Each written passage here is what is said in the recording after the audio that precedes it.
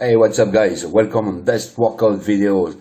I'm David. So if you are looking for workout training, fitness, heat, and all this kind of video, you are in the right place. So before watching this video, don't forget to subscribe and tick the bell.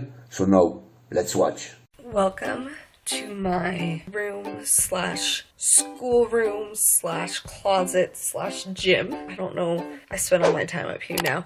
Today is going to be a home workout routine with no equipment, so I think you guys are really gonna like it. But it's also going to have kind of stretches that I do before. Also, I do 6 workouts a week, and I'm only gonna show you one because it'd be way too long if I showed you all of them. And then Sundays are more of a kind of stretching day, mobility day, just so I'm constantly moving kind of every day. And so I'm going to show you some of the stretches I do. I won't show you all of them because I could do like an hour video on this, but I always start with a pec stretch, which is these muscles. No, it's not directly your chest, but it's kind of where your deltoids almost meet your torso. And the reason I do this is because when I started, let me see if I can show you in the mirror. When I started when I didn't weightlift, my posture was like this, right? It was good. And then I weightlifted and my posture slowly rolled forward, because as your shoulders get bigger, as your chest gets stronger than your back, it pulls you forward. And so I'm trying to break that habit because my shoulders have actually been giving me a lot of problems. So you can either do this against a wall with one arm, or I do it in door frames, but you'll put your arms straight up, you'll stagger your feet, breathe in and out, and push out for like 10 seconds. Breathe in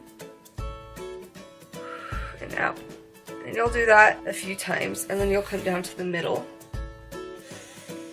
Breathe in and out. You'll do that again a few times. And then the lower one is hard. Apparently there's and so you'll bring your arm, breathe in, and then push out against it to try to stretch lower. And I can never figure that spot out, so that spot doesn't really work. And then you can do a neck stretch where you hold on to, so my right arm will grab the left side of my head, and I'll look down into my right pocket, and I'll try to press my scapula or your shoulder blades down into your back pockets, and you'll feel the neck stretching. Or you can rotate your head a little bit more forward, and you'll feel it in a different neck muscle. So I do that one too. Let me see if I can show you this one. This one's kind of weird. Another one I do to help with my shoulders is called the cat-cow. There's a lot of different variations of it, but basically you're on all fours, and you'll round your shoulders like a cat, and then you'll come forward and squeeze your shoulder blades together as hard as you can. And apparently that's a cow, but I don't think it is. So if you do that one a couple of times and really try to feel the back muscles in your back, that one seems to help too. Another one I do is called the 90-90, which is both legs are at 90 degrees, and you try to push actively all your knees and your hips into the ground. And this one is good if you have tight hips or a tight butt, basically. And yeah, I can't do it, but if you push down, try to get them all in. If you push them down and try to get everything touching the ground at once. Ow, it popped. Oh, and by the way, if you have a foam roller, I suggest doing it before you stretch. But I'm just not going to show you that today. So I'll do that for a little bit. Another one you can do for tight is for anyone really, because when you sit, your hips get tight, and most people sit for school, for work. So what you can do is come into half kneeling, and let me see if I can show you this. You want your shoulders, hips, and knee all in a line, and you'll squeeze the butt of the leg that's down. I know it sounds weird, but it works. So you'll squeeze it forward so it'll shift your body forward, and then you'll reach over with your arm. And that'll stretch your hip. And then you can do it on the other side too. The last one I'll show you is a quad stretch, because I've seen so many people do it, and when they tell you to do it, they tell you to grab your foot, right? You grab your toes, and then you just kind of pull it up. I have a better way to do it. If you grab your ankle and then flex your foot in, instead of grabbing your toes, but you grab your ankle, flex it in, and then instead of pulling it, hinge your hip back like this. It works on your balance, it works on your quads, and it helps you with a lot of different things. And personally, I feel like it stretches it more. So you guys try it and tell me, do you feel stretch more when you hold your toes or when you hold your ankle? And now we will go work out. Chad, do you want to work out with me? Chad's been working out with me lately. He has it for the last like 3 days. Do you want to? Okay, I'm gonna start soon. So this first workout is pretty much the only one without bands. I know I said this is no equipment, but I did order some resistance bands, but apparently so did everyone else in the world. So they should be coming actually tomorrow. We ordered them about 2 weeks ago, but this is my only workout that doesn't use bands. I do cardio 3 times a week, even though the workouts are basically cardio because that's all you can do to stay in shape without equipment. But yeah, let's get started. Chad, I'm gonna get started. We usually actually watch The Office while we work out, but for the sake of copyright, I'm not going to. So we start with, I do 5 rounds of everything. We start with belt kicks. How long is this gonna take? The workout? Yeah. I don't know. Chad, do you want to demonstrate what a belt kick is? It's what we did our very first workout with the squat and then the kick. So we do 10 to 20 reps of this. Okay, Russell, do you want to show? This is what a belt kick is. We do 10 to 20 reps when you squat and then you come up. You feel ridiculous, but that's 2,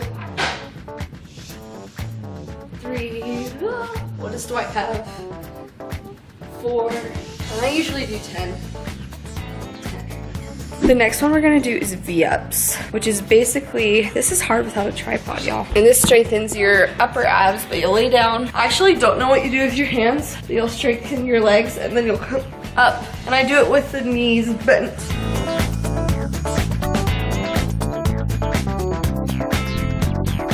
So then we do 10 to 20 reps again of V-ups. And then we have bench dips, and this is hard without a solid surface. So we do it on the couches, but it kind of hurts your wrist to do it on a soft surface. But you'll go up to a chair, a bench, or anything, and you'll turn your hands around sideways like this. You'll strengthen your legs, you'll straighten your legs out, and you'll dip your arms in 10 to 20.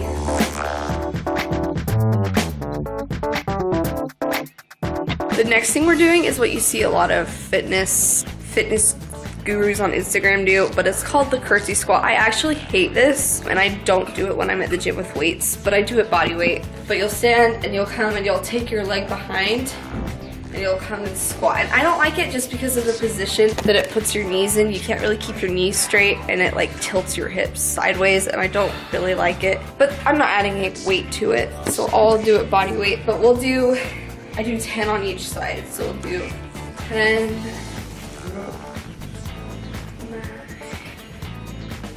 Chad does it with me too, 7. When we first introduced this, he refused to do it. He's like, I don't want a big butt, but then he started doing it. And I had to explain, squats aren't just to get big butts. They actually help you.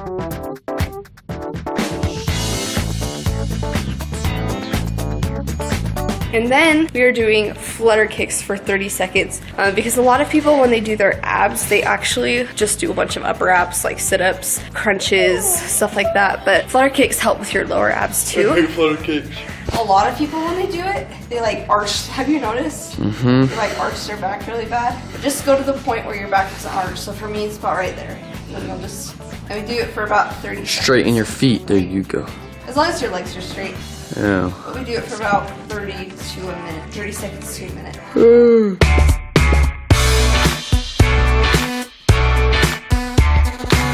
All right, now we do it all again, 5 times.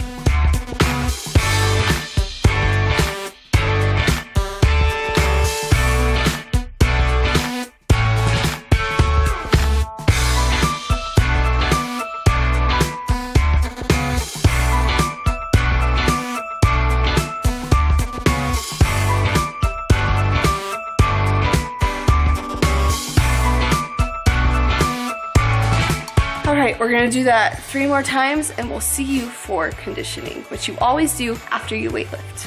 For scientific reasons that I'm not going to get into if your goal is fat loss.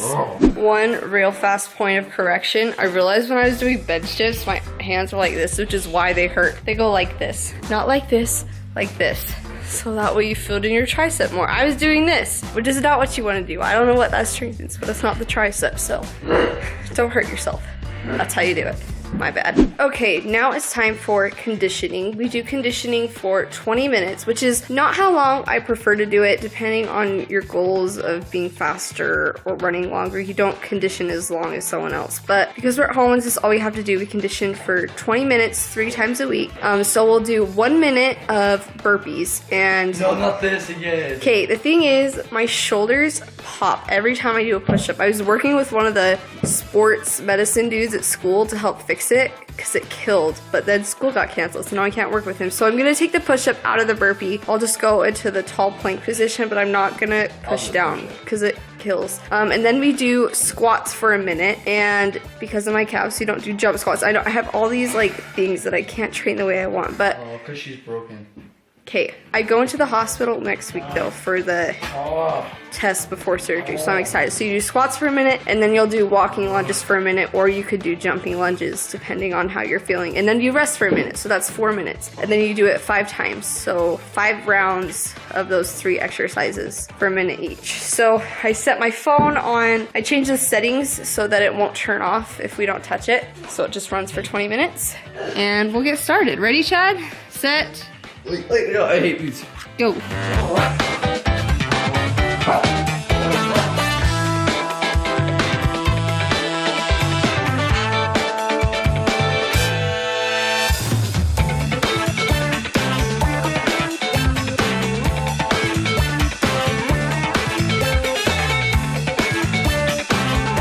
Okay, our workout is over. That was really good. I got school in like an hour and a half. I only have 1 class today and it's at 11, which I'm like kind of a waste of time, not gonna lie. So now after our workout, we come and we get a protein drink.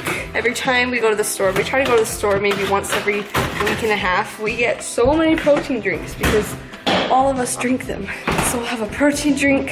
And I'm really glad though that I have like a family member that I can do workouts with, and Dad gets into them too. So we all keep each other accountable, and it's nice to still stay active during this time while we're at home. So comment down below something that you guys do to stay active during this quarantine time. I know a lot of people are doing yoga. I've never really gotten into it. Lots of stuff like that. So let me know what you guys are doing to stay active. Thank you guys so much for watching, and we'll see you.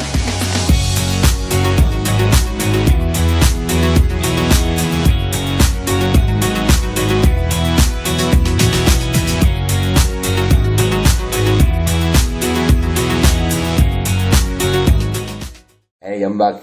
Thanks for watching this video. So before leaving, don't forget, subscribe, tick the bell, put a thumbs up, and take care guys. Bye bye.